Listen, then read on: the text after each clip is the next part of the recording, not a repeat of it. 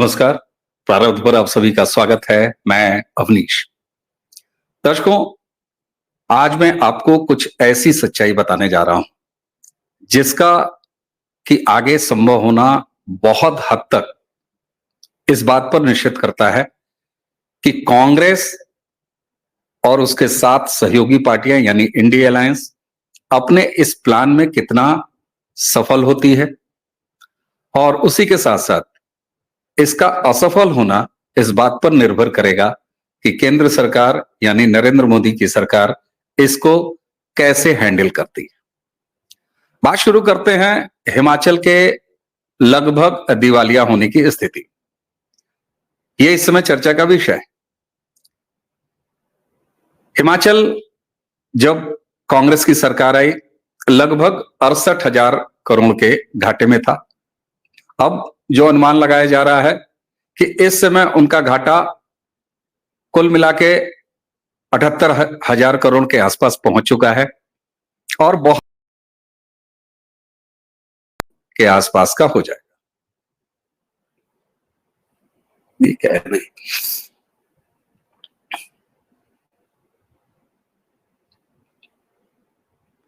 नमस्कार, प्रारब्ध पर आप सभी का स्वागत है। मैं अवनीश। दर्शकों, आज एक बहुत बड़ी समस्या जो आने वाली है, और यह समस्या ऐसी नहीं है कि कोई प्राकृतिक आपदा है या कोई ऐसी समस्या है जो देश के सरकार या देशवासी हम सब मिलके ऐसा कुछ गलत कर रहे हैं कि जिसकी वजह से यह समस्या आ जाएगी। ऐसा नहीं है, बल्कि यह पूरी तरीके से सुनियोजित और नियोजित एक प्लानिंग है जिसको स्टेप बाय स्टेप, परत दर परत लगातार इंप्लीमेंट करने का प्रयास किया जा रहा है। और यह समस्या पैदा की जा रही है कांग्रेस और कांग्रेस की सहयोगी पार्टी जितनी भी शामिल है इंडिया अलायंस में, उन सभी के द्वारा। बात शुरू करने के लिए मैं चलता हूं हिमाचल। हिमाचल इस समय चर्चा में है। आज जब ये वीडियो आप तक पहुंच रहा है तो हिमाचल से सबसे बड़ी चिंता निकल के यह आ रही है कि साहब वहां के सरकारी कर्मचारियों को अभी तक तनख्वाह नहीं मिली, पेंशन वालों को पेंशन नहीं मिला, और उसके सामने जो तथ्य बताए जा रहे हैं वो ये बताए जा रहे हैं कि साहब हिमाचल अब आर्थिक रूप से काफी दिक्कतों में फंसा हुआ है। हाँ, ये सही है कि 2 साल पहले जब कांग्रेस की वहां पर सरकार आई तो उस समय हिमाचल के ऊपर लगभग 68,000 करोड़ रुपए का कर्जा था। इन 2 सालों में यह कर्जा बढ़ के 78,000 करोड़ तक पहुंच चुका है, और अब यह अनुमान भी लगाया जा रहा है कि बहुत जल्दी यह कर्जा हिमाचल पर 95,000 करोड़ का हो जाएगा और स्थिति धीरे धीरे हिमाचल के दिवालिया होने की तरफ बढ़ रही है। लेकिन क्या यह सिर्फ आर्थिक कुप्रबंधन की वजह से है, या कमाई सरकारों की कम है, राजस्व कम है और खर्चे ज्यादा हैं, इस वजह से है? क्या चुनाव जीतने के लिए कांग्रेस, चाहे वो कर्नाटका में रही हो, चाहे वो पंजाब की सरकार रही हो, दिल्ली इसमें सबसे आगे है, और अब हिमाचल की सरकार रही हो, आप अगर ध्यान देंगे तो इन कई सालों के दौरान सबसे पहले आया केरल दिवालिया हुआ, वहां इंडिया अलायंस की सरकार है। कर्नाटका कांग्रेस सरकार जीत के आई, लेकिन उसके बाद उसकी स्थिति बद से बदतर होती गई। हिमाचल प्रदेश में भी यही हो रहा है। दरअसल कांग्रेस पार्टी राहुल गांधी के नेतृत्व में अपने इंडिया अलायंस के साथियों के साथ इस बात का अब प्रयास कर रही है कि कैसे फेडरल स्ट्रक्चर के अहम पार्ट जो राज्य हैं उनकी इकोनॉमी, जहां जहां वो सत्ता में आए, उनकी इकोनॉमी को बर्बाद किया जाए। अच्छा, ये उनके लिए संभव कैसे हो पा रहा है? मजेदार स्थिति देखिए। एक तरफ तमाम फ्रीबीज का ऐलान करके, चाहे हिमाचल में ही आप देख लीजिए, फ्री बिजली का ऐलान कर दिया, 1,500 रुपया महिलाओं को दे दिया, ओपीएस को बिना कैलकुलेशन के लागू कर दिया। इस तरह की हिमाचल में भी यही स्थिति थी, पंजाब में भी यही स्थिति है, मैं अभी आपको वेस्ट बंगाल भी ले चलूंगा, वहां भी यही स्थिति है। तो कांग्रेस के लिए सबसे असरदार ये मॉडल इसलिए सफल साबित हो रहा है कि वो पहले फ्रीबीज का ऐलान करके सरकार में आ रहे हैं राज्यों की, और राज्यों की सरकार में आने के बाद फ्रीबीज का ऐलान जो उन्होंने पहले से किया है बिना किसी कैलकुलेशन के आधार पर, राहुल गांधी के वही खटाखट वाली तर्ज पर, उनको पता नहीं है पैसे कहां से आएंगे, बस उन्हें सत्ता में आ जाना है, सत्ता में आ जाना है, सरकार चलाना और वो तमाम योजनाओं जो उन्होंने घोषणा कर रखी है उसका इंप्लीमेंटेशन करना, ये उनका दूसरा, तीसरा, चौथा प्रायोरिटी है। दरअसल उन्हें भारत की बढ़ती इकोनॉमी और भारत की बढ़ती अर्थव्यवस्था पर ब्रेक लगाना है। ये उसी तरह का है जैसे आप देख रहे हैं कि जिहादी किस तरीके से रेल की पटरियों पर आके तरह तरह के अवरोध रख देते हैं और उससे प्रयास उनका यह होता है कि रेल दुर्घटनाएं बढ़ जाए। आज जब तमाम अपने अंतर्राष्ट्रीय दबावों और अंतर्राष्ट्रीय प्रतिकूल स्थितियों के बाद भारत की इकोनॉमी 2014 से निरंतर आगे बढ़ रही है, पांचवें से अब हम तीसरी इकोनॉमी बनने की राह पर हैं, एक देश, एक राष्ट्र के तौर पर।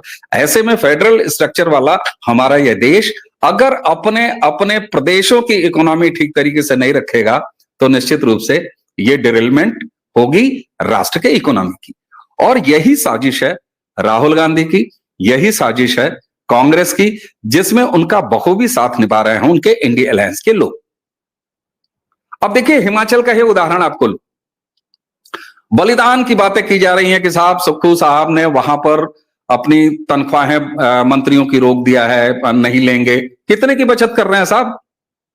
कुल मिला के 88 लाख रुपए महीने की बचत आप कर रहे हैं और आपका कर्जा जाके खड़ा हुआ है 80,000 के आसपास, 80,000 करोड़ के आसपास। तो इससे आप क्या कर लेंगे? लेकिन ये बलिदानी दिखाने का एक तरीका है इनका। दूसरा, अब यहां पर तकनीकी रूप से क्या क्या संभव है अगर हम आपको हिमाचल का ही उदाहरण दें। या तो सरकार यानी केंद्र सरकार उनको मदद दे, बेल आउट पैकेज दे, यानी केंद्र सरकार के ऊपर अतिरिक्त आर्थिक दबाव।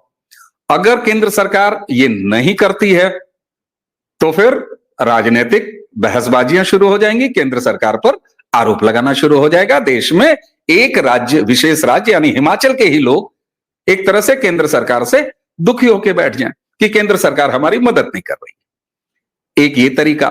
उसके बाद अगर ये सारा बेल आउट पैकेज दे दिया जाता है, उसके बाद भी आपके फ्री बीज तो चालू ही रहेंगे, उस पर आप कोई लगाम नहीं लगाने वाले।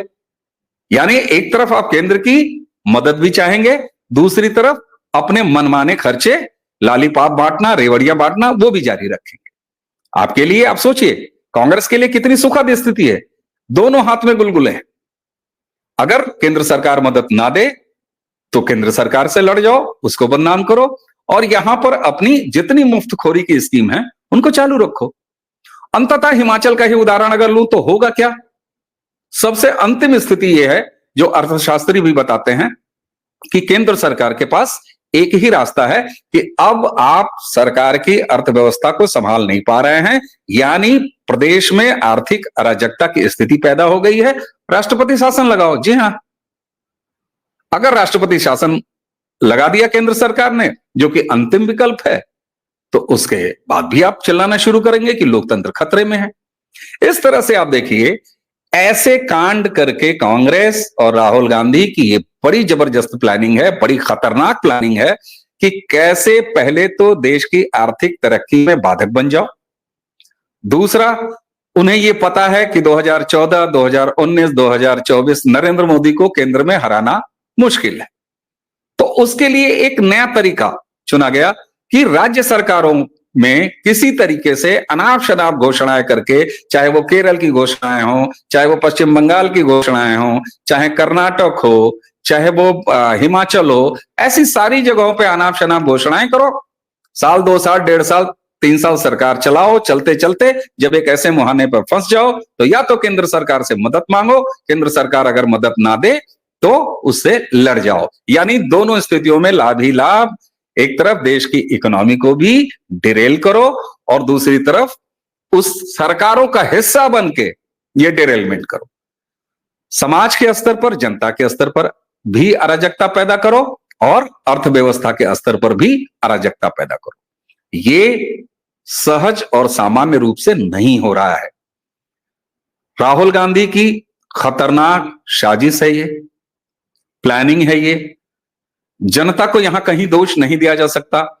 जब कोई भी चुनाव लड़ने वाली पार्टी इस तरह की तमाम योजनाएं, फ्रीबीज, जो कि सुप्रीम कोर्ट ने भी स्वीकारा, चुनाव आयोग ने भी एफिडेविट दाखिल किया, एफिडेविट दाखिल करके ये कहा कि हाँ साहब देखिए, राहत आपदा की मदद, उस समय कोई कैश, उस समय कोई मदद की घोषणा करना, ये फ्रीबीज नहीं है, लेकिन फ्री बिजली, फ्री पानी, फ्री ये, फ्री वो, किसी को बेरोजगारी भत्ता देना, तमाम तरह की चीजें करना, ये निश्चित तौर पर फ्रीबीज हैं।